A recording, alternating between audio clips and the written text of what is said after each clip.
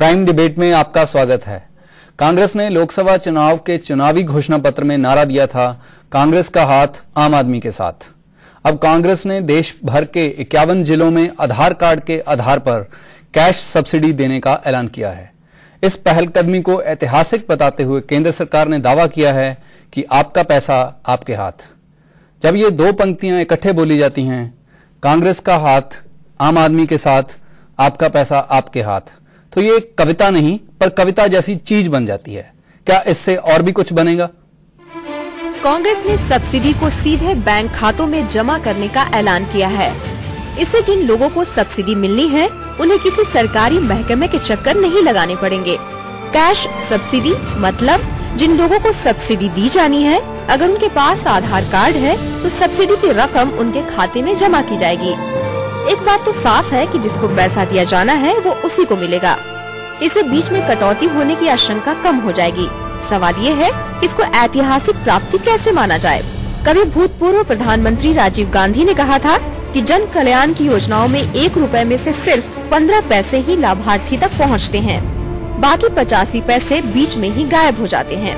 अब कांग्रेस ने इसी धारणा को पलटने का दावा करते हुए इसे ऐतिहासिक उपलब्धि जताया है। अगर सरकारी पैसे सही आदमी के पास पहुंच गए हैं तो उसमें उपलब्धि क्या है? इसे तो पिछले 65 साल की नाकामयाबी का रुझान रोकने वाला कदम माना जाना चाहिए।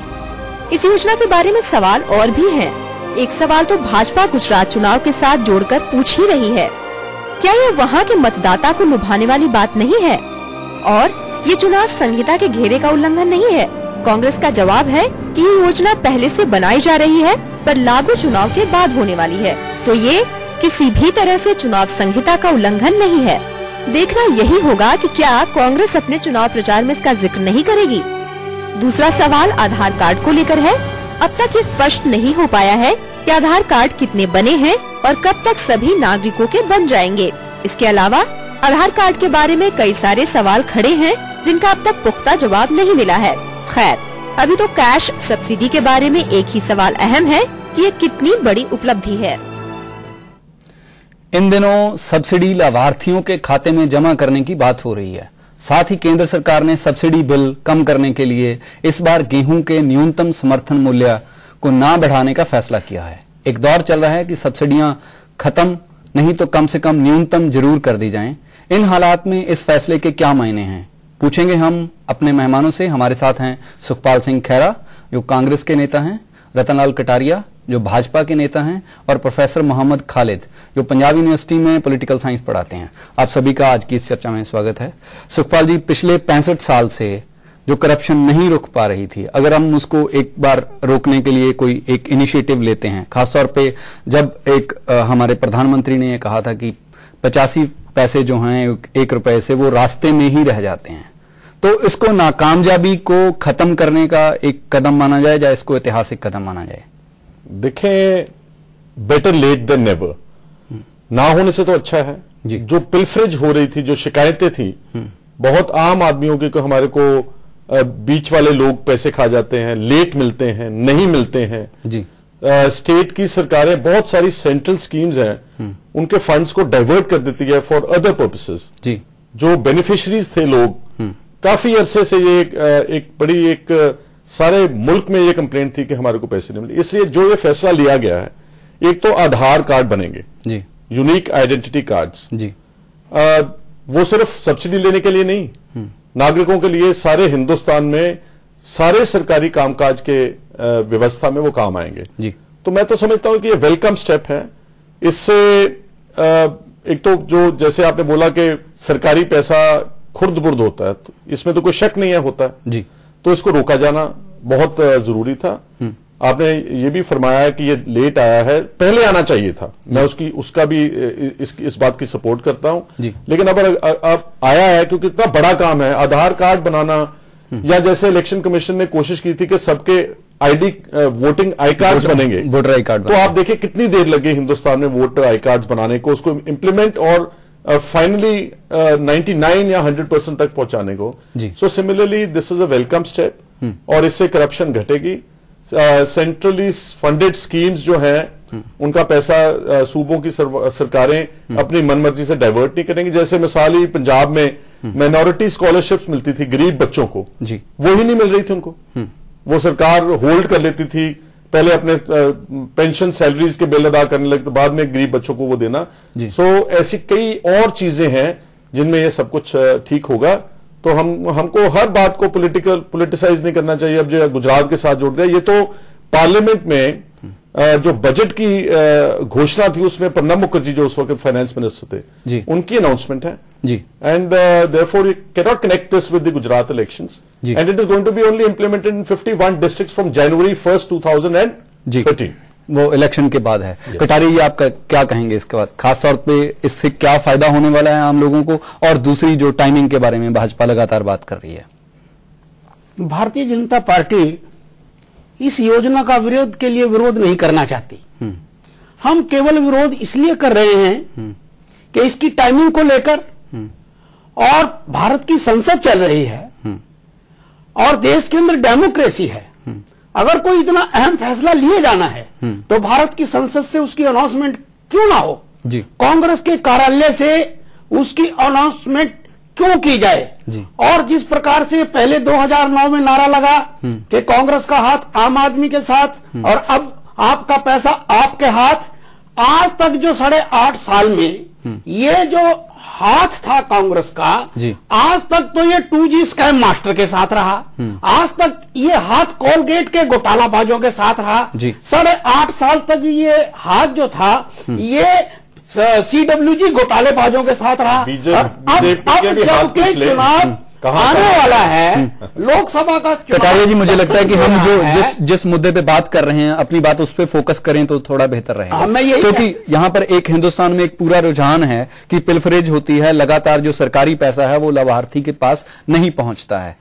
एक तरफ आपकी भी सरकार रही है, उनकी भी सरकारें रही हैं, तो क्या ये पिछली सरकारें हैं, उनकी नाकामयाबी को सर्टिफिकेट जारी करना है या नहीं है? देखिए, ये तो केवल मात्र एक चुनावी हथकंडा है।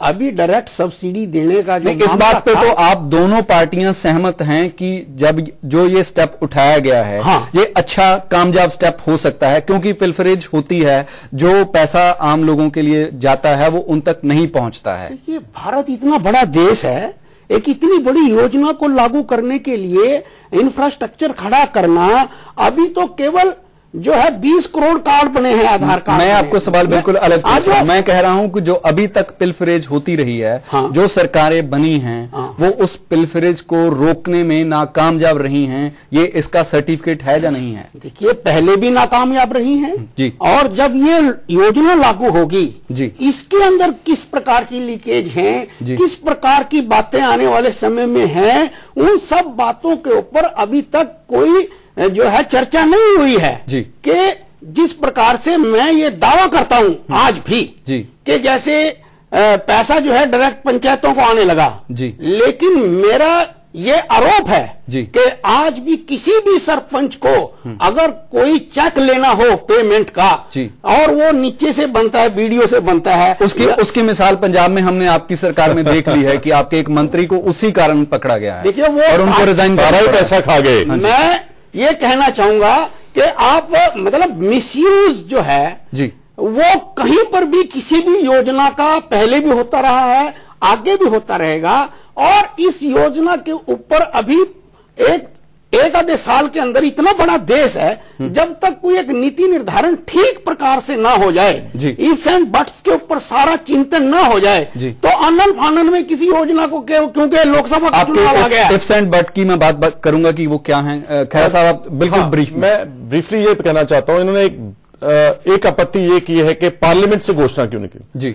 तो कटारिया साहब को बोलना चाहता हूं कि ये बजट की जब स्पीच हुई है, जब सारे हिंदुस्तान में अलग अलग कामों के लिए पैसा की व्यवस्था की जा रही है, प्रणब मुखर्जी ने वहां अनाउंस किया है ये स्कीम जी, और ये जो उनको खदशा है कि इससे भी नहीं रुकेगा जी, this is not a valid argument. अगर अभी 51 डिस्ट्रिक्ट्स में होगा जी, वहां पर इंप्लीमेंटेशन होगी, 51 जो प्रॉब्लम होगी वो सामने आएगी और उसके बाद बात लागू होगी। 3 अक्टूबर को कोड ऑफ कंडक्ट लागू हो चुका है जी, वो बात आपकी बात बिल्कुल स्पष्ट होगी। खालिद जी, एक तरफ सब्सिडियां कम की जा रही हैं और दूसरी तरफ उन्हीं सब्सिडियों के वितरण में एक पारदर्शिता की बात हो रही है, आपको इसमें कुछ दिखाई दे रहा है? देखो, 2-3 चीजें जो यहां पर डिस्कस हो चुकी हैं।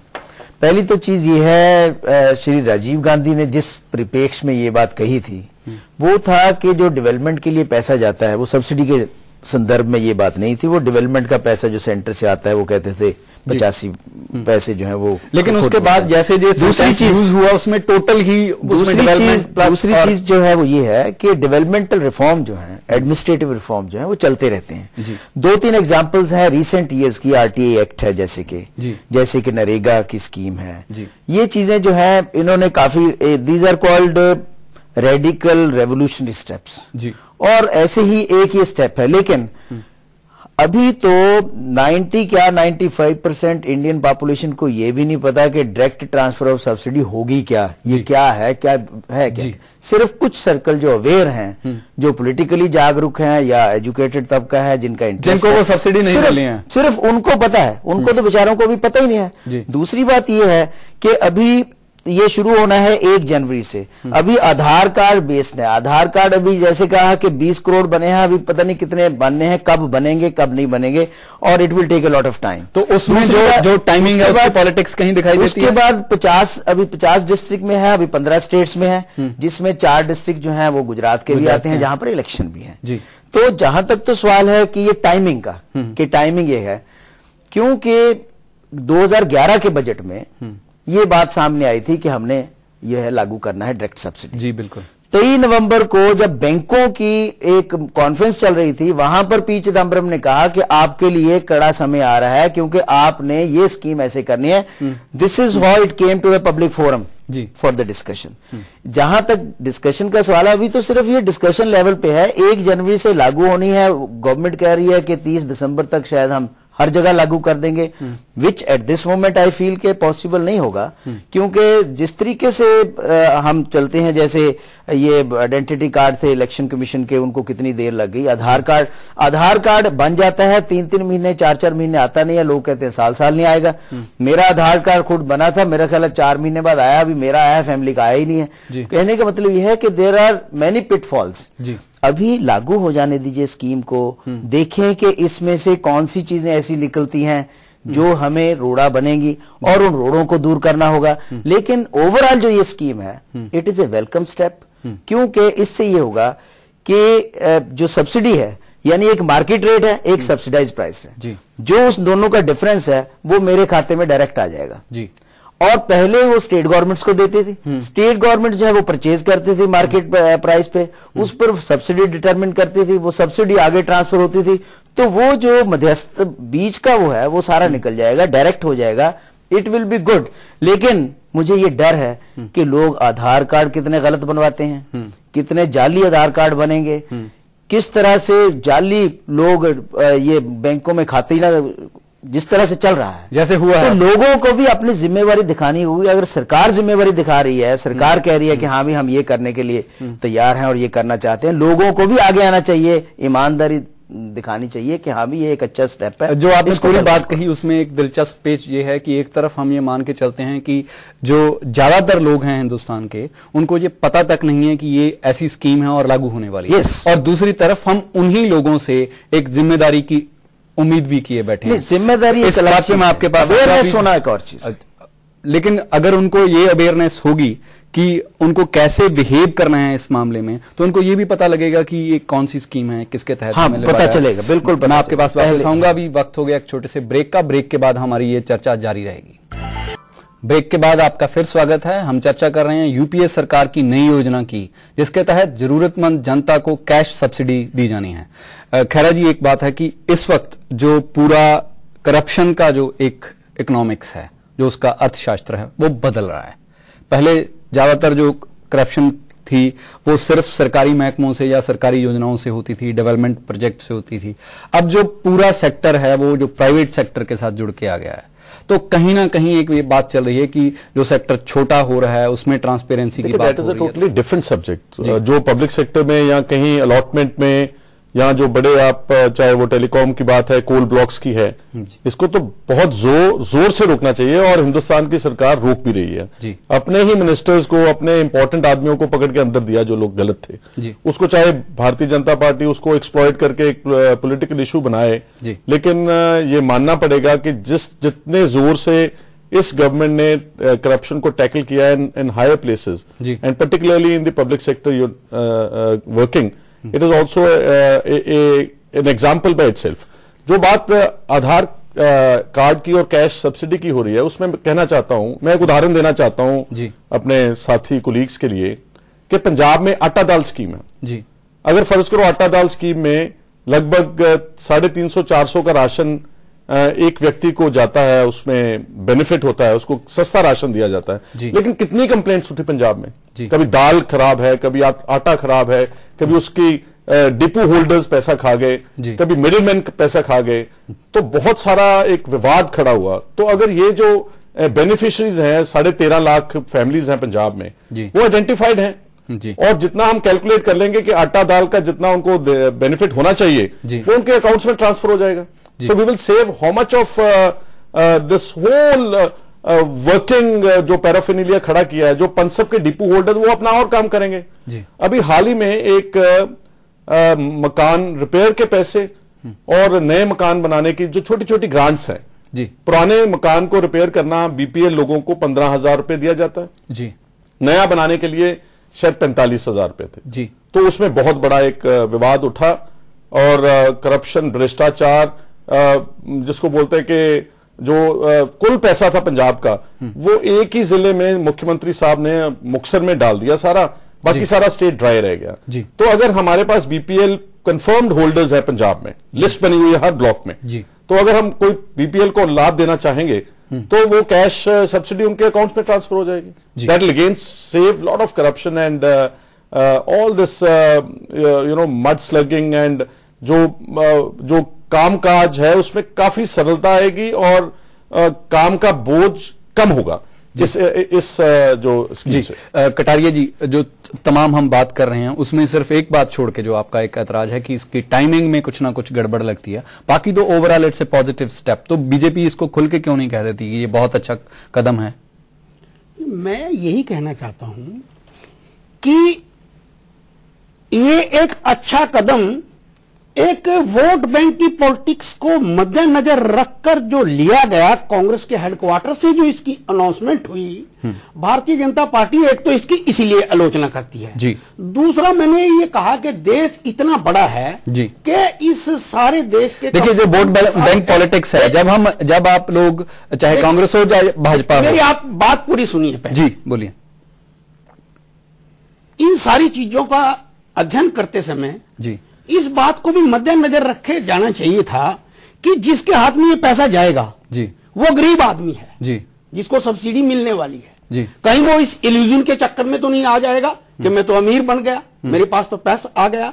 आप देख रहे हैं देश के अंदर कि किस तरह से किसानों की बेशकीमती जमीनें, पर ये आपकी दलील वहां पर कहां लागू होती है? यहाँ पर आपके पास 100, 200, 400 या 500 रुपए महीने के आने हैं, वहां पर कैसे आदमी को गलतफहमी हो सकती है कि मैं अमीर हो गया हूं? इतने से पैसे कैसे अमीर हो जाएगा? उस पैसे का सही उपयोग के बारे में सारा जो बातें आ रही हैं, छन कर जो आ रहे हैं, जो अध्ययन आ रहा है, जैसे इस स्कीम के लागू होने पर महिलाओं से प्रतिक्रिया ली गई जी, तो 90% महिलाओं ने ये कहा कि हम आज भी ये चाहते हैं कि हमें काइंड में सब्सिडी मिलनी चाहिए जी, क्योंकि अगर वो कैश में आ गई, कहीं ऐसा ना हो जी कि ड्रग्स की एडिक्शन है, शराब की एडिक्शन है, और पहले ही हमारे घर वाले अपनी जमीनें बेच के जो उनको पैसा मिला था, जो कैश हाथ में आया, वो एकदम चला गया और हमारी जमीन भी गई और पैसे भी गए। उन सारी चीजों के ऊपर विचार होगा।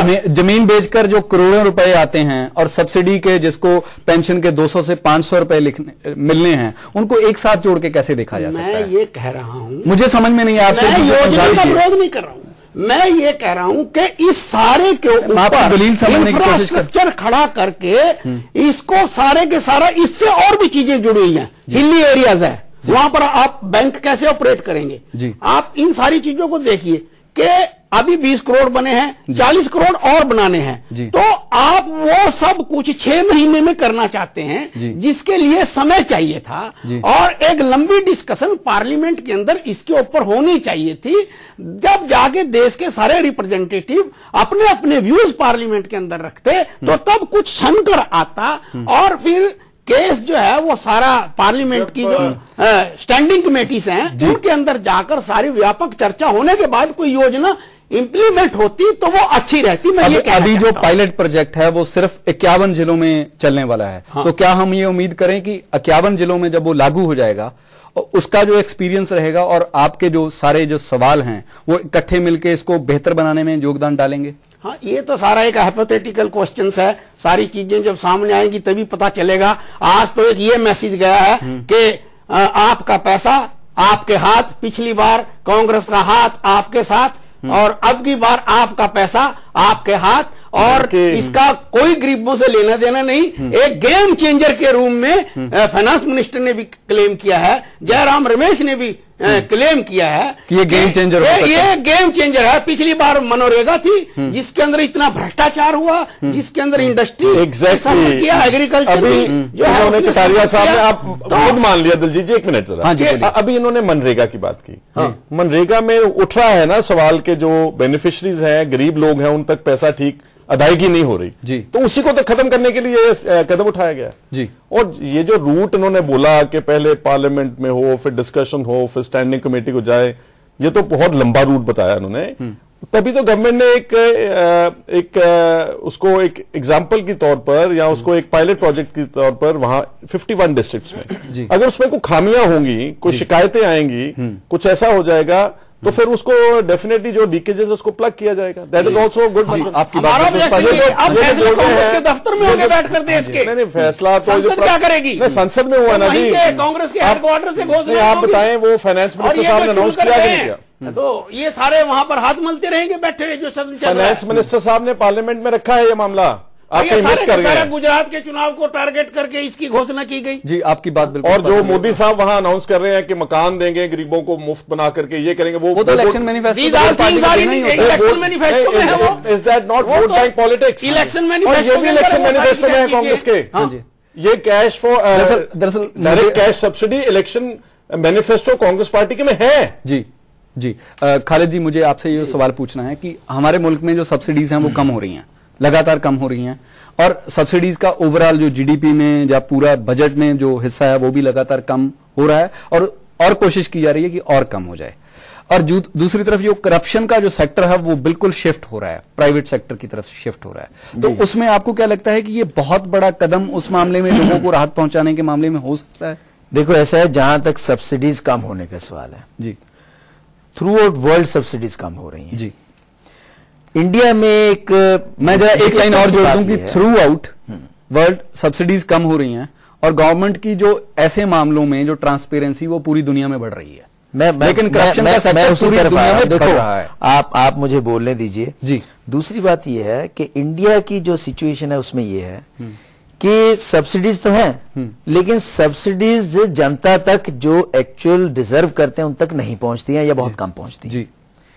उसका एक करेक्टिव मेजर जो है सरकार ने ये लिया है जी। तो इसको तो हमने जैसे मैंने पहले भी कहा, इसको तो वेलकम करना बनता है। दूसरी बात, जहां तक सब्सिडीज का सवाल है कि सब्सिडीज कम होनी चाहिए या ज्यादा होनी चाहिए, ये सरकार के ऊपर डिपेंड करता है, लोगों के ऊपर डिपेंड करता है। मैं सब्सिडी और एक मिनट में क्लैरिफाई कर दूं कि मैं क्या पूछ रहा हूं। मैं सब्सिडी कम करने की या बढ़ाने की पॉलिटिक्स पे बात नहीं कर रहा हूं। मैं कह रहा हूं कि सब्सिडीज एक बहुत छोटा सेक्टर है करप्शन का, लेकिन जो पूरा करप्शन का सेक्टर है वो बदल रहा है। देखो मैं अभी कुछ घंटे पहले मैं सुन रहा था डिबेट, वहां पर था कि वॉलमार्ट आ जाएगा तब भी करप्शन होगी, ये होगा तब भी करप्शन होगी। हमारे देश में जैसे अभी रिसेंटली हुआ है, हमारी जीएमआर वो जो है मालदीव्स में उनका प्रोजेक्ट जो है वो कैंसिल कर दिया जी। वो इस समय की सरकार कहती है पिछली ने दिया था वगैरह वगैरह। Anyhow I am not going to that. सवाल यह है कि जब बड़ी कंपनियां आती हैं, बड़ी कंपनियां जब आती हैं, यहां पर हमारा माइंडसेट जो है वो डिफरेंट है। It is very difficult to operate for them in this atmosphere जी। बहुत सी कंपनियां भाग गई हैं। अभी रिसेंटली वॉलमार्ट ने ही अपने बहुत से अधिकारी यहां पर निलंबित किए हैं जी। They have been dismissed because of corruption. तो जो सरकारी करप्शन है वो दो तरह की, एक तो छोटी करप्शन है जी, एक है बड़ी, बहुत बड़ी करप्शन जी, और ये तीसरा जो है रूप करप्शन का वो ये है कि फॉरेन डायरेक्ट इन्वेस्टमेंट आ रही है जी, और उसमें जो हमारी इन्वॉल्वमेंट है, चाहे वो रिटेल सेक्टर है, चाहे कोई भी सेक्टर है, चाहे वो पावर सेक्टर है, वहां पर हमारे लोग जो है वो करप्शन कर रहे हैं, उनसे पैसा लेकर के प्रोजेक्ट लगाने के लिए और दूसरी चीजें वो हैं। लेकिन मैं ओवरऑल इस चीज को पहले भी कई मंचों पे ये बात मैं कह चुका हूं कि हमें अपनी पब्लिक लाइफ को जल्दी से जल्दी बिल्कुल साफ रखना पड़ेगा। ओनली देन हम एफडीआई अट्रैक्ट करेंगे, तभी हम जो है अपने एडमिनिस्ट्रेटिव रिफॉर्म्स को लागू कर सकेंगे। अदरवाइज हम कितने मर्जी नारे लगा लें, कितनी डिस्कशन पार्लियामेंट में कर लें, जब तक हम अपनी पब्लिक लाइफ को साफ नहीं करेंगे, पब्लिक लाइफ को करप्शन फ्री नहीं करेंगे, मैं ये नहीं कहता कि करप्शन बिल्कुल खत्म हो जाएगी, लेकिन we should try to minimise it as much as possible. बात ने एक बात जो बिल्कुल स्पष्ट कर दी है कि इस जो स्टेप है इसका एक इंटरनेशनल पहलू भी है। आप सारे लोग आज की इस चर्चा में शामिल हुए, आप सभी का बहुत बहुत धन्यवाद। पारदर्शी प्रशासन की मांग भ्रष्टाचार को कम करने के लिए की जाती है और ये आवाज काफी समय से उठाई जा रही है। कैश सब्सिडी निरसंदेह पारदर्शिता की तरफ उठाया गया महत्वपूर्ण कदम है, लेकिन इसके साथ दो बातें और ध्यान में रखनी जरूरी हैं। एक, सब्सिडियां कम करना सरकार की नीति है, और दूसरा, भ्रष्टाचार का घेरा अब सरकारी योजनाओं से गैर सरकारी कारोबार की तरफ बढ़ रहा है। निजीकरण के दौर में भ्रष्टाचार को समझने के मापदंड अलग रहेंगे तो बिना शक इसकी रोकथाम और पारदर्शिता के मायने में कुछ तो तब्दीली आएगी। इसी के साथ हम आज का प्राइम खत्म करते हैं। नमस्कार, सत श्री अकाल, खुदा हाफिज।